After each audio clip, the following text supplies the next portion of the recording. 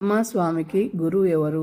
సూర్యుడు. సూర్యుడు మనకు చక్రం ఆగకూడదు, ఆగితే మన కాలం ఆగుతుంది. అందుకని రన్నింగ్లోనే అంత వేడిలో గురువు శిశిరికం చేసి నేర్చుకుంటారు. ఎంత గొప్పవాడైనా ఎంతో వినయంతో స్వామి సేవకై ఉంటాడు. అలానే గరుడు స్వామి. గరుడు అమృతం కోసము వెళ్ళి అమృతం స్వయంగా విష్ణు భగవానుడే ఇచ్చిన తాగని చెప్పిన వద్దు స్వామి, నీ సేవలో నువ్వు ఉండంగా నాకేం కావాలని హనుమ గరుడ స్వామి తలుచుకుంటే విశ్వాన్ని ఏలగలరు. కానీ వాళ్ళు వదిలిపెట్టి స్వామి సేవలో ఉండారు. అలానే మనమందరం మానవ జన్మ ఎత్తినందుకు స్వామి సేవకు అంకితమవుతాం. మనలో ఉండే అహాన్ని పక్కన పెట్టండి. ప్రతి ఒక్కరికి అహం ఉంటుంది, కానీ అహం కాదు, సేవలో స్వామి సేవలో తరించాలి. ఆ సేవలు తరించి మన జీవితాన్ని ధన్యం చేసుకొని మన మన మన పిల్లలకు బంగారు బాట వేయాలి. అలానే స్వామివారి కళ్యాణం చూసి అక్కడ సమర్పణ జరుగుతుంది. స్వామి సమర్పణ. సర్వేజన సుఖినో